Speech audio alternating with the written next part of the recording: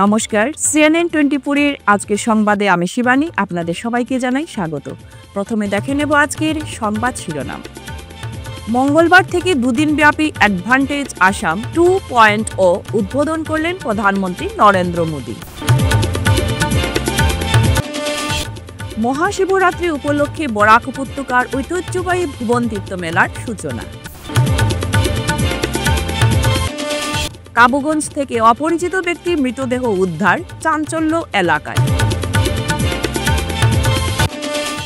বুধবার পবিত্র শিব চতুর্দশী উপলক্ষে শ্রীভূমি শহরে প্রতিটি মন্দির সজ্জিত। আগামী 5 থেকে 9 মার্চ পর্যন্ত কনকপুরে 16 প্রহর ব্যাপী শ্রী শ্রী হরিনাম সংকীর্তন মহানামযজ্ঞ। এবারে আজকের সংবাদ বিস্তারিত। আসাম সরকারের একটি সহ বিনিয়োগ সম্মেলন অ্যাডভান্টেজ আসাম 2.0 মঙ্গলবার থেকে শুরু হয়েছে। 2 দিনের এই সম্মেলনের আনুষ্ঠানিক উদ্বোধন করেন প্রধানমন্ত্রী নরেন্দ্র মোদী। উদ্বোধনী অনুষ্ঠানে উপস্থিত ছিলেন আসামের রাজ্যপাল লক্ষণ প্রসাদ আচার্য, মুখ্যমন্ত্রী ডক্টর হিমন্ত বিশ্ব শর্মা, কেন্দ্রীয় বিদেশ মন্ত্রী এস জয়শঙ্কর, কেন্দ্রীয় মন্ত্রী সর্বানন্দ সোনোয়াল, ত্রিপুরার মুখ্যমন্ত্রী মানিক সাহা, বেশ কয়েকটি দেশের অর্ধশতাধিক রাষ্ট্রদূত। উদ্বোধনী ভাষণে মুখ্যমন্ত্রী বলেন, প্রধানমন্ত্রীর আশীর্বাদে 2018 সালের 3 ও 4 ফেব্রুয়ারি প্রথমবারের মতো আসামে অ্যাডভান্টেজ আসাম চালু করা হয়েছিল। সাম্প্রতিক কেন্দ্রীয় বাজেট আসামের জন্য তহবিলের কথা উল্লেখ করে মুখ্যমন্ত্রী বলেন, ভারত সরকারের সাম্প্রতিক বাজেট প্রধানমন্ত্রী আমাদের নামরূপে একটি সবুজ ক্ষেত্র সার কারখানা স্থাপনের ঘোষণা করেছেন, যার উৎপাদন ক্ষমতা হবে 1.2 million metric ton. Advantage Assam 2.0 में आप लोग आने के लिए आप लोग सबको मैं आभार व्यक्त करता हूं।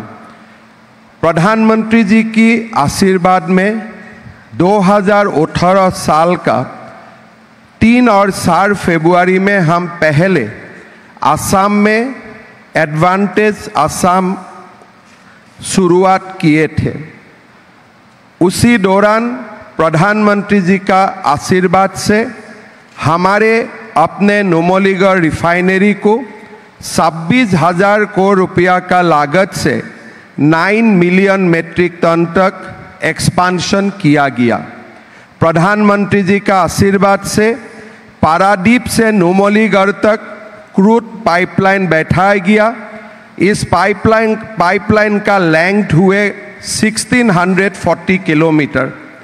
असम को गैस ग्रिड से जोड़ेगी और इसी दौरान प्रधानमंत्री जी की आशीर्वाद से टाटा द्वारा सेमीकंडक्टर औसत फैसिलिटी का भी शुरुआत असम में किया गया।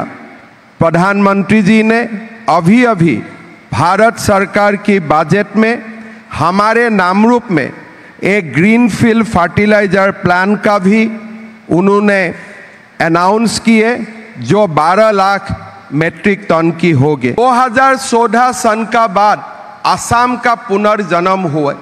प्रधानमंत्री जी का नेतृत्व में असम एक शांति का प्रदेश बने। आज मैं दावा का साथ बोल सकता हूं, जो प्रदेश एक समय देश का सबसे डिस्टर्ब प्रदेश हुए किए थे, आज वही प्रदेश हमारा देश का सबसे पीसफुल प्रदेश बन चुके हैं। মহাশিবরাত্রি উপলক্ষে বরাক উপত্যকার ঐতিহ্যবাহী ভুবন তীর্থ মেলার সূচনা। দেখুন বিস্তারিত। প্রতি বছরের ন্যায় আগ্রাঘাট মতিনগর ভুবন পাহাড়ে অনুষ্ঠিত হবে ভুবন তীর্থ মেলা। সোমবার থেকে জেলা প্রশাসন সহ বিভিন্ন বিভাগের কর্মকর্তারা পৌঁছান পাহাড়ে। মঙ্গলবার থেকে শুরু ভুবন তীর্থ মেলা চলবে 3 দিন। আজ থেকে পূর্ণার্থীদের আগমন শুরু হয়ে গেছে। স্থানে স্থানে পসরা সাজিয়ে বসেছেন ক্ষুদ্র ব্যবসায়ীরা। এছাড়াও বিভিন্ন স্বেচ্ছাসেবী সংগঠন পূর্ণার্থীদের সেবাদানের জন্য এগিয়ে এসেছে।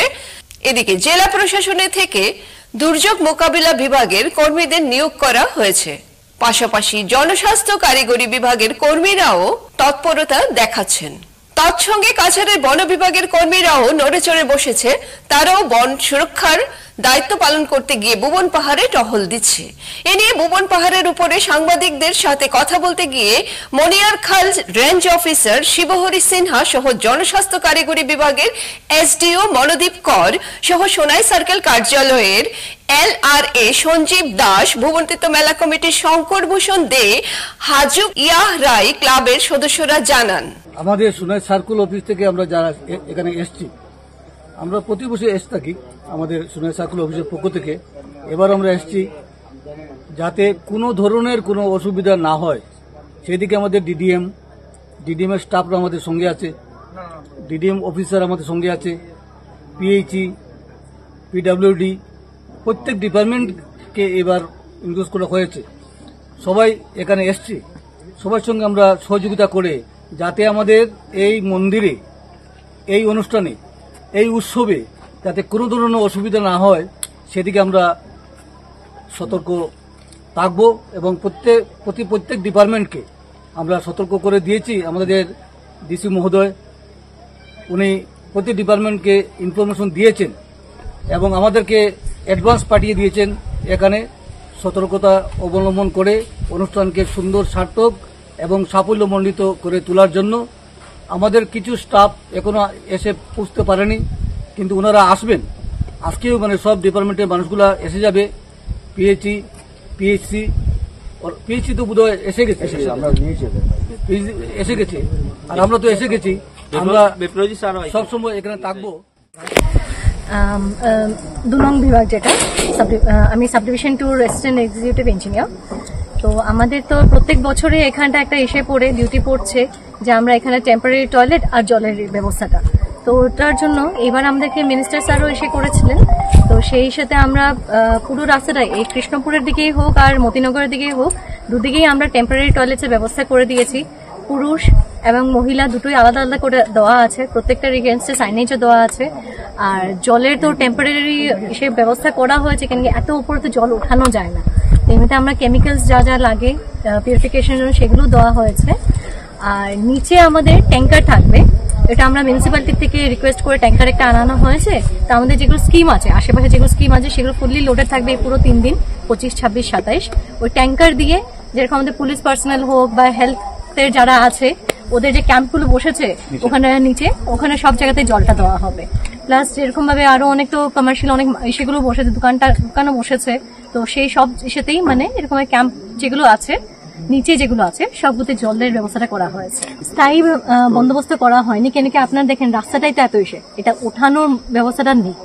তো আগামীতে আমরা একটা এসে করছি, যেহেতু এখন রাস্তাটা বনছে, তো আমরা একটা এসে করছি, একটা দিয়ে রাখবো।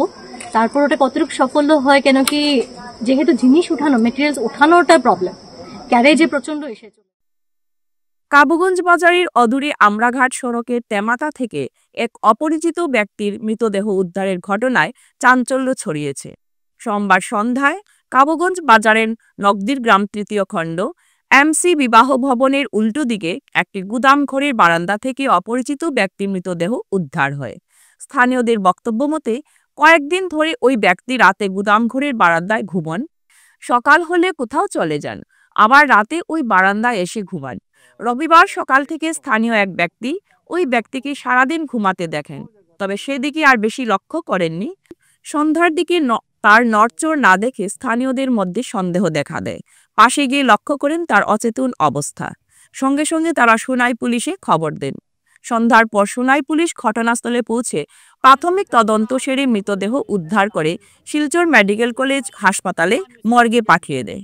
এ পর্যন্ত ওই ব্যক্তির কোনো পরিচয় পাওয়া যায়নি। কালকে থেকে সকাল থেকে এখন পর্যন্ত যখন তার কোনো নড়চড় নাই, তখন আমরা দেখি যে তার তো কোনো নড়চড় নাই, তখন আমরা দুইজনে গিয়ে তার কোনো বিশ্বাস নাই। তখন আমরা নজমুল দিয়ে তাকে খবর দিই। ওই নজমুলের সাহেব গিয়ে নাই জানার ওসি সাহেবকে ফোন করা হয়। এই ওসি সাহেব যে ওনাকে উদ্ধার করে এখান থেকে পাঠানো হয় মেডিকেল। এটাও আমরা হইতে পারি না, এটাও এটাও জানি না। এটা একটু বুঝা গেছে একটু মস্তিষ্কে একটু প্রবলেম আছে, মানে পাগল টাইপের মানুষ। দেখা যায় আমিও কন্ডিশন তারাই এখনো শারীরিক অবস্থা লম্বা হিসাবে দেখছি ওই মরে গেল দেখি সাইডে দেখি তো সাহারা পুতলাম কই সময় এটা সকাল 7টা 8টা। আচ্ছা, এরপরে তো আমি গেলাঙ্গা বাঁকা দৌড়ই বিয়াত গেলাঙ্গা আইতে লাভ এখন তাই না? তারা দেখা যায় এমনি ঘুরে ঘুরে তারা দেখা যায় সাদা এগুলো নিয়ে মানুষ। ব্যস্ততার শেষ নেই উৎসব কমিটির কর্মকর্তাদের, কেননা রাত পোহালে অর্থাৎ বুধবার পবিত্র শিব চতুর্দশী, এ উপলক্ষে শ্রীভূমি শহরের প্রতিটি মন্দির সজ্জিত করা হচ্ছে। মন্দিরের কোনো অংশে জং ধরে গেলে তা সারাই করা হচ্ছে ভিন্ন রং দিয়ে। আলোকসজ্জা সজ্জিত করা হচ্ছে যাতে ভক্তবৃন্দদের অসুবিধার সৃষ্টি না হয়। সব মিলিয়ে প্রস্তুতি তুঙ্গে। এদিকে শিব চতুর্দশী পালন উপলক্ষে বাজারে বিক্রেতারা নিয়ে বসেন বিভিন্ন জাতের ফলাদি সহ অন্যান্য উপকরণ। ক্রেতারা ফল সহ অন্যান্য উপকরণ কিনে ঘরের পথে ফিরছেন, যা মিডিয়ার ক্যামেরায় ধরা পড়ে।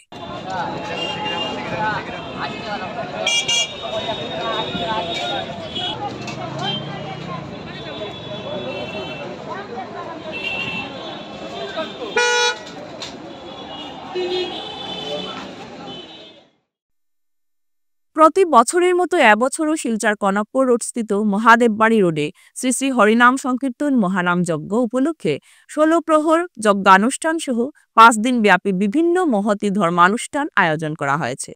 আগামী 5 থেকে 9 মার্চ পর্যন্ত চলবে হরিনাম সংকীর্তন মহানাম যজ্ঞ। মঙ্গলবার এক সাংবাদিক সম্মেলন ডেকে শ্রী শ্রী হরিনাম সংকীর্তন উদযাপন কমিটির সভাপতি কানু পাল ও সহ-সভাপতি প্রদীপ কুমার দেব এর কথা জানান। 2025 ইংরেজি অনুষ্ঠিত হওয়ার 16 প্রহর হরিনাম সংকীর্তনী আরম্ভণী এই উপলক্ষে সমগ্র বরাক উপত্যকার ভক্তপ্রাণদেরকে এই মহাযজ্ঞের উপস্থিতি থেকে উৎসবকে সুন্দর এবং সাফল্যমণ্ডিত করে তুলতে আহ্বান জানাই। 8 মার্চ এবং 9 মার্চ আমাদের উৎসব কমিটির পক্ষ থেকে মহাপ্রসাদের ব্যবস্থা করেছি। সকল ভক্তের কাছে বিনম্র অনুরোধ, সবাই এসে মহাপ্রসাদ গ্রহণ করবেন। আমরা 5 তারিখ থেকে 9 তারিখ পর্যন্ত প্রত্যেক বৎসরের ন্যায় এবারও আমরা মহানাম সংকীর্তনের ব্যবস্থা করছি। অনেক অগণিত মানুষের আবির্ভাব এখানে হয়, ভক্তরা আসেন। আসলে আমাদের অত্র এলাকা দরিদ্র সীমার নিচে মানুষই এখানে বেশি, কিন্তু ভক্তপ্রবণ। আমরা একদিন খিচুড়ির ব্যবস্থা করি, একদিন অন্ন ব্যঞ্জনের ব্যবস্থা করি, আরেকদিন আমরা মাখা প্রসাদের ব্যবস্থা করি। তো আমরা এই বছর যখন চাঁদা কালেকশন করতে যাই, দেখা যাচ্ছে অনেক মানুষ এই যে শাহী মহাস্থান যেটা হচ্ছে সেখানে উপস্থিত না হতে পেরে তাদের মনে একটা দুঃখ যে আমরা ওই কুম্ভতে যেতে পারিনি। তো আমরা চিন্তা করলাম, এখানে আমাদের সামাজিক সংগঠন কনক সংঘ এবং উৎসব কমিটি, 2 কমিটি মিলে আমরা একটা চিন্তাধারা করলাম যে অত্র এলাকার মানুষের যে আবেগ, যে একটা চাহিদা শাহী স্নান, এই স্নানটাকে মহাস্নান রূপে আমরা কিভাবে আমরা এটা বাস্তবায়ন করতে পারি। তার জন্য আমরা যৌথ প্রচেষ্টা আমরা চিন্তা করলাম যে আমাদের এলাকায় এই কনকপুরেই একটা ঘাট এখানে আছে, খেয়াঘাট, সেখানে তাদের এখানে লোকাল যারা আছে, যারা কিনারে পার্শ্ববর্তী, তাদের সঙ্গে আলাপ আলোচনা করলাম। তারাও স্বতঃস্ফূর্তভাবে আমাদেরকে আহ্বান জানাচ্ছে যে আপনারা আসুন। তো আমরা এখানে মাইক যুগে প্রচার করলাম, লিফলেট বিতরণ করলাম এবং নিজে ঘরে যারা যারা যাওয়ার ইচ্ছুক, মনে যে দুঃখ, সেই দুঃখটাকে লাঘব করার জন্য আমরা প্রচুর সাড়া পাচ্ছি। আমরা আশা করছি এখানে প্রায় 2000 মানুষের স্নান হবে। তো স্নান করতে গিয়ে আমাদের এখানে যে সরকারি যে ইয়েগুলো আছে, ফেরিগুলো আছে, তাদের সঙ্গে আলাপ করলাম। তারাও আমাদেরকে অনেক সাহায্যের আশ্বাস দিয়েছেন। এখানে লাইফ জ্যাকেট এবং কিনারে এই আপনার বাঁশ টাস এগুলা বেঁধে সুন্দরভাবে, যাতে করে কোনো ধরনের একটা অ্যাক্সিডেন্ট যাতে না হয়, সে ধরনের ব্যবস্থা আমরা করেছি। তার জন্য আপনাদের মাধ্যমে আমরা সমস্ত শিলচরবাসীকে জানাতে চাই, আপনারা আসুন, আমাদের এই মহতী কাজে, এই মহাস্নানে একটা সুন্দর একটা রূপ আমরা দেওয়ার জন্য আমরা সচেষ্ট হই। তৎসঙ্গে একটা জিনিস আমরা বলতে চাই মৃত্যুর পর মানুষের স্বর্গের চিন্তাধারা করে আমরা চিন্তা করছি যে এখানে স্নায়ী স্নানে আমরা স্নান করে সেই রকম স্বর্গপ্রাপ্তি যাতে হতে পারি তার জন্য সকলের কাছে আমরা জোরাত করে করজোরে প্রার্থনা করছি আমাদের এই যৌথ যে প্রচেষ্টা সেই প্রচেষ্টায় আপনারা আসুন এবং আমাদেরকে সাহায্য সহযোগিতা করুন। প্রধানমন্ত্রী নরেন্দ্র মোদী আসামের গুয়াহাটিতে অনুষ্ঠিত সর্বকালের সর্ববৃহৎ ঝুমুর নৃত্য পরিবেশন প্রশংসা করেছেন। দেখুন বিস্তারিত। 24 ফেব্রুয়ারি গুয়াহাটির সৌরসজ্জা স্টেডিয়ামে ঝুমুর বি নন্দিনী 2025 অনুষ্ঠানটি অনুষ্ঠিত হয়, যেখানে 8500 জনেরও বেশি নৃত্যশিল্পী অংশগ্রহণ করেন। আসামের চা শিল্পের 2 শতাব্দীরও বেশি সময় ধরে স্মরণে আয়োজিত এই জমকালো প্রদর্শনী অ্যাডভান্টেজ আসাম 2.0 শীর্ষ সম্মেলনের সূচনা করে। এই অনুষ্ঠানটি আসামের চা বাগান সম্প্রদায়ের সমৃদ্ধ ঐতিহ্যকে বিশ্বব্যাপী তুলে ধরে সর্ববৃহৎ ঝুমুর পরিবেশনার জন্য একটি নতুন রেকর্ড স্থাপন করবে বলে আশা করা হচ্ছে।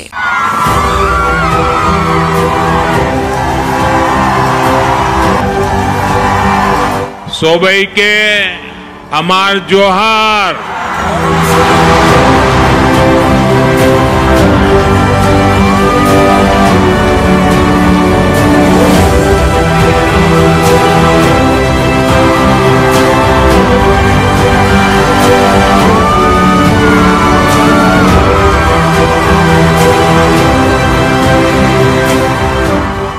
মোর ভাই বহন সব তাহলে কি খবর?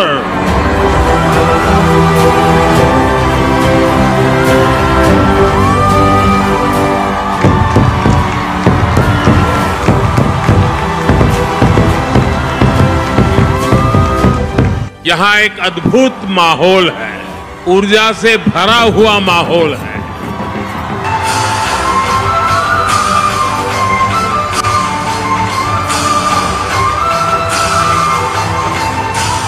झूमर नृत्य के आप सभी कलाकारों की तैयारी हर तरफ नजर आ रही है।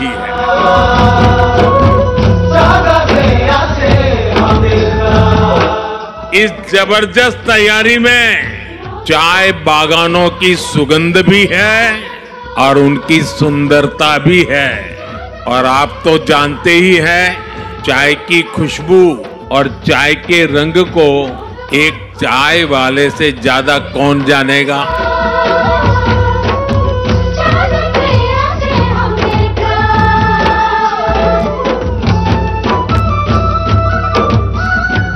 एक समय था जब देश में असम और पूर्वोत्तर के विकास की भी उपेक्षा हुई, लेकिन अब पूर्वोत्तर की संस्कृति का ब्रांड एम्बेसडर खुद मोदी ही बन चुका है।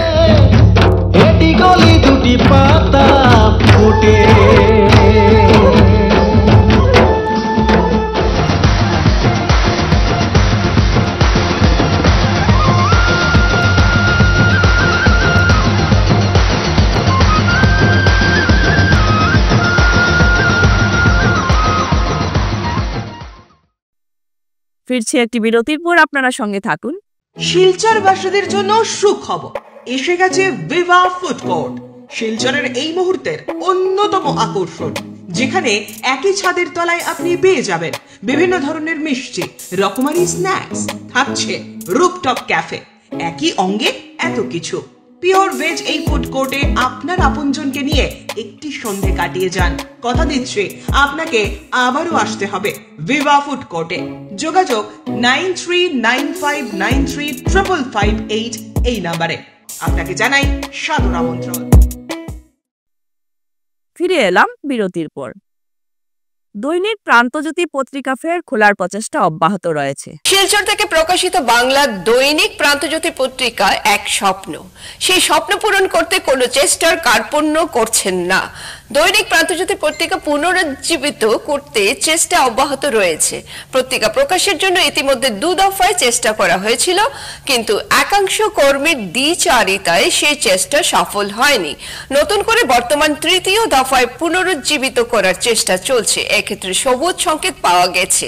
নিশ্চয়ই কিছুদিনের মধ্যে পত্রিকা প্রকাশের ব্যবস্থা হবে।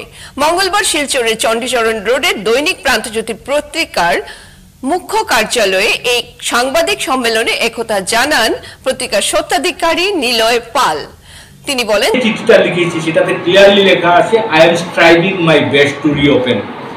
তো স্ট্রাইভিং কথাটির অর্থ হচ্ছে প্রচেষ্টা চালানো। আমি প্রচেষ্টা চালিয়েছি, একদম দোরগোড়ায় গিয়ে পৌঁছে গেছিল। আমরা এখনো চেষ্টা চালাচ্ছি, কিন্তু প্রতি মুহূর্তে বাধা আসছে এই 4জন লোকের কাছ থেকে। এবং আশ্চর্যের ব্যাপার, এই 3-4 লোকই কিন্তু অন্য হাউসে চলে গেছেন, ওনাদের চাকরিটাকে সুরক্ষিত করেছেন, করে এসে এবার আমাদের পিছনে প্রান্তজ্যোতির পিছনে লেগেছেন। আর যারা এখনো আমার সঙ্গে আছেন তারা কিন্তু কোনো বড় পোস্টে কোনোদিন ছিল না। আর যারা নৈতিকতা এইভাবে হারিয়ে ফেলেছেন ওনারাই প্রান্তজ্যোতির প্রথম স্তরে ছিলেন। এবং নিজেকে ধৈর্য ধরে রাখছি। 25 অক্টোবর শাটডাউন ঘোষণার পরের দিন থেকে ওনারা সমস্ত একদম টোটাল অ্যাটাকিং মুডে এসে, ওনারা 3জন লোক, বিশেষভাবে 3জন লোক টোটাল অ্যাটাকিং মুডে এসে আমার পরিবারকে এবং আমাদের ব্যক্তিগত অর্গানাইজেশনগুলো যেগুলো আছে এগুলোকে অ্যাটাক শুরু করলেন। ওনাদের সঙ্গে কিছু ওনাদের খুব পরিচিত লোক, আমি ওনাদেরকে বলবো অনাহুতভাবে এসে জোগাড় হলেন। তো আন্দোলনের হুমকি দিলেন আমার ম্যানেজারকে। উনি এইবার ফেক ইমোশন তৈরি করছেন। ফেক ইমোশনটা কি? যে ওনাকে নাকি আমি থ্রেট দিচ্ছি। কোথায় থ্রেট? আজকের দিনে ফেসবুকের দেওয়ালে গেলেই দেখা যায় কত লোককে থ্রেট করছে কাগজে পত্রে। আর আমি যদি আপনাকে কে গিয়ে বললো আমি নাকি বলেছি, কে বলেছে আপনার কান নিয়ে গেছে বললো, আপনি কানটাকে ধরে দেখবেন। সেই না করে আপনি জনসমক্ষে টিভির সামনে ক্যামেরার সামনে এসে বলতে লাগলেন কি আমি ওনাকে হুমকি দিয়েছি। আমি এত অবুঝ নাকি? ওনাকে হুমকি দিয়ে আমার প্রান্তজ্যোতি অক্সিজেন পাবে নাকি? ওনাকে হুমকি দিয়ে আমার কি লাভ? প্রান্তজ্যোতি তো আর ফিরে আসবে না। প্রান্তজ্যোতিকে আবার পুনরুদ্ধার করার জন্য আমরা সম্পূর্ণ চেষ্টা করছি। আর যখনই চেষ্টাটা ফাইনাল হয়ে যায়, গত ডিসেম্বর মাসের শেষের দিকে, একদম আজকে হয় কালকে হয়, ওই সময় ওনারা প্রেস মিট করলেন, শেষ করে দিলেন আমার স্বপ্নকে। দ্বিতীয়ত আবার চেষ্টা করলাম, সেই সময় ওনারা আবার, আর তৃতীয়ত এখন একটা চেষ্টা চলছে, সেই সময় ওনারা আবার একটা বড়ভাবে অ্যাটাক করবেন। ওরা 3জন লোক, বাকি সবাই আমার সঙ্গে আছেন। বা ধরে নিন 70% স্যালারি আমি পে করেছি, 30% করিনি। আমি বলছি বেকার যুবক যুবতীদের কর্মসংস্থান খোঁজার জন্য মঙ্গলবার থেকে শিলচরের মেহেরপুরে অবস্থিত মেধাবী ফাউন্ডেশনের তরফ থেকে প্রধানমন্ত্রী কৌশল কেন্দ্র NSDE জব পোর্টালে নাম পঞ্জীকরণ অনুষ্ঠানের আয়োজন করা হয়। এতে বরাক উপত্যকার প্রচুর যুবক যুবতীরা অংশগ্রহণ করেন। সম্পূর্ণ বিনামূল্যে অর্থাৎ কোনো ধরনের ফি ছাড়াই নাম পঞ্জীভুক্ত করা যাবে বলে জানিয়েছেন ফাউন্ডেশনের কর্মকর্তারা।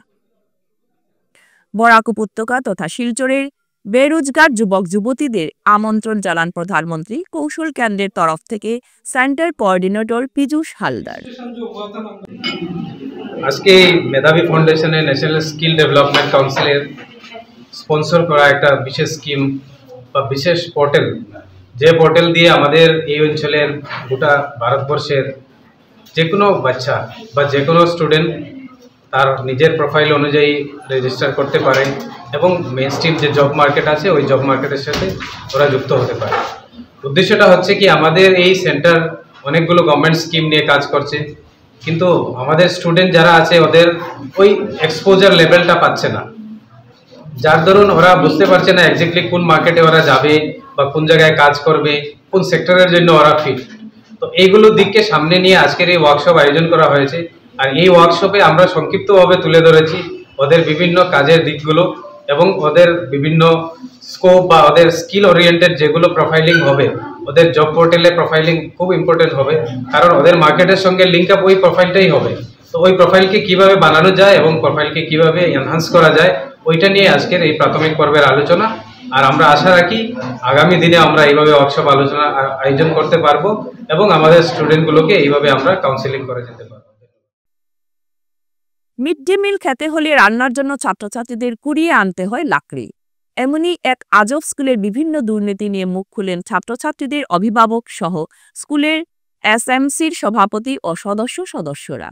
শালচাপড়া শিক্ষাখণ্ডের অধীন দুর্গাকোনা ক্লাস্টারের 146 নম্বর নতুন টিলা এলপি স্কুলের প্রধান শিক্ষক মনোজ দাস অবশ্য মেনে নিয়েছেন গুরুতর অভিযোগটি। যদিও কিছু অভিযোগ মানতে নারাজ তিনি।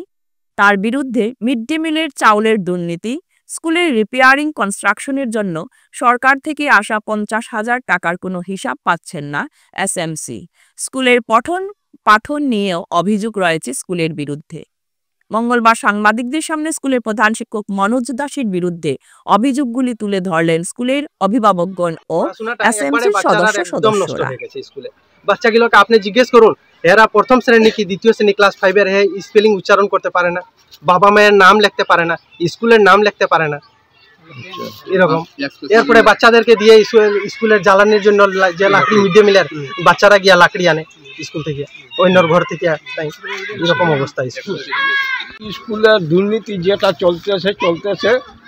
আমরা যদি টিচার চুর হয় তা বাচ্চা কি শিখবো? এটাই আমরা মনে করি এই টিচার বাইর করা হোক স্কুল থাকিয়া, এই টিচার লাগে না, থাকে অন্য টিচারে চালাইব, কিন্তু চোর টিচার আমরা এই স্কুলে থাকতে দিতাম না।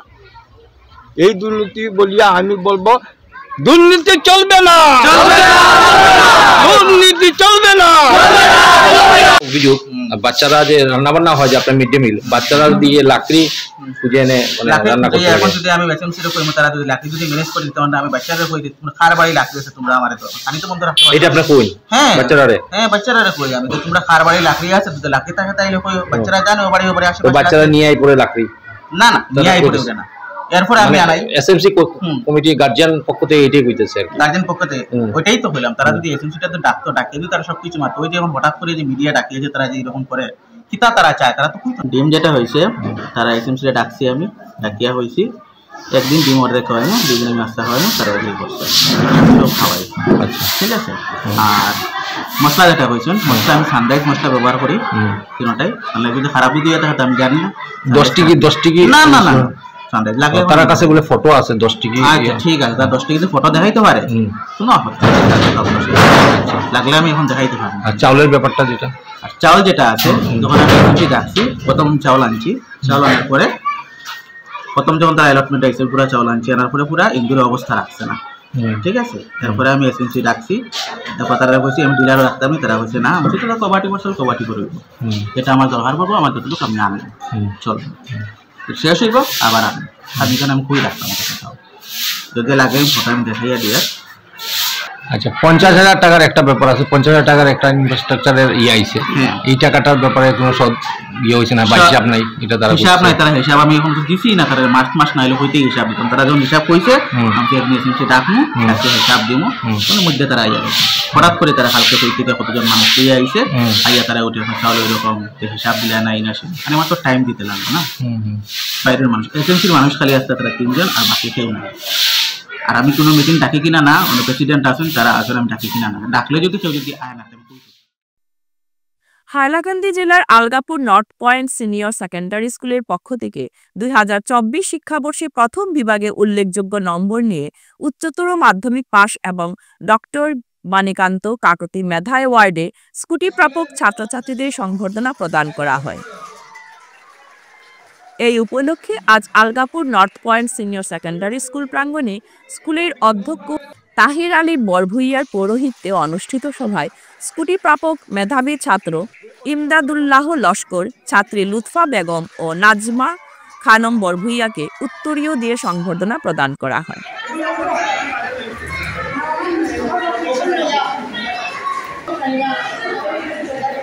জ্ঞাপন করছি। 2022 সালে আমাদের north point senior secondary school stream আর্টসে টোটাল 32 জন ছাত্রছাত্রী নিয়ে যাত্রা শুরু করেছিল। এটাই আমাদের প্রথম ব্যাচ। এই ব্যাচে 2024 সালে 27 জন ছাত্রছাত্রী অবতীর্ণ হয়েছিল। এদের মধ্যে 4 জন ছাত্রছাত্রী স্কুটি পেয়েছে। ডক্টর বাণীকান্ত কাকতি অ্যাওয়ার্ড হিসাবে আসাম সরকার আমাদের এই ছাত্রছাত্রীদেরকে স্কুটি বিতরণ করেছে। তাই আজকের দিনে আমরা অত্যন্ত গর্বিত এবং আনন্দিত। এবারে আজকের খেলার খবর। আজ শিলচর এসএমদেব স্টেডিয়ামে শিলচর জেলা ক্রীড়া সংস্থার পরিচালিত fixer for prize money Sushil Chowdhury ও Meera Chowdhury memorial first division cricket league cum knockout final tournament club Oasis এর সাথে ইটকোলা স্পোর্টিং ক্লাবের খেলা হয়। এই খেলাতে ক্লাব ওয়েসিসকে 8 উইকেটে হারিয়ে ইটকোলা স্পোর্টিং ক্লাব জয়ী হয়। খেলা শেষ হওয়ার পর এক অনুষ্ঠানের মাধ্যমে আমন্ত্রিত অতিথিরা রানার্স দল ও চ্যাম্পিয়ন দলের হাতে ট্রফি ও নগদ অর্থ তুলে দেন। এই অনুষ্ঠানে অতিথিদের মধ্যে উপস্থিত ছিলেন ডিএসএর সভাপতি শিবব্রত দত্ত, ডিএসএর প্রাক্তন সভাপতি বাবুল হোর, বিশিষ্ট অতিথি প্রাক্তন খেলোয়াড় মাধব পাল প্রমুখ।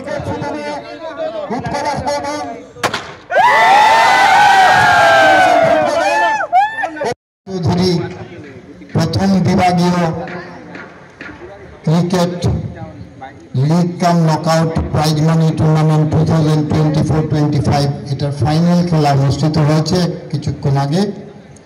ইটকোলা স্পোর্টিং ক্লাব ওয়েসিসকে পরাজিত করেছে এবং এই টুর্নামেন্টের বিজয়ী হয়েছে।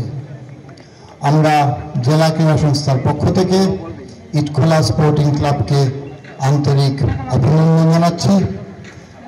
ওয়েসিস ক্লাবও ভালো খেলেছে, রানার্স আপ হয়েছে। এই এত বড় টুর্নামেন্টে রানার্স আপ হওয়াও গৌরবের ব্যাপার। আমি ওয়েসিস ক্লাবের প্রত্যেক খেলোয়াড়কে ধন্যবাদ অভিনন্দন জানাচ্ছি। আর জেলা ক্রীড়া সংস্থা আমরা এইরকম টুর্নামেন্ট আয়োজন করে থাকি, বিভিন্ন বিভাগীয় খেলা হয়ে থাকে ক্রিকেটেরও, এবং এই খেলাগুলোর উদ্দেশ্যই থাকে আমরা প্রতিভা খুঁজে বের করার।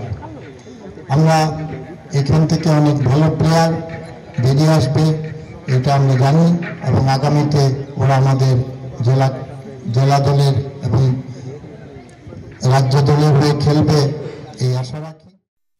আজ শিলচর ইন্ডিয়া ক্লাব ময়দানে শিলচর জেলা ক্রীড়া সংস্থার পরিচালিত fixer for prize money Sudhendu Pal memorial second division cricket league cum knockout tournament Kallol সংঘের সাথে উদয়ন সংঘের খেলা হয়। এই খেলাতে কল্লোল সংঘকে 52 রানে হারিয়ে উদয়ন সংঘ জয়ী হয়।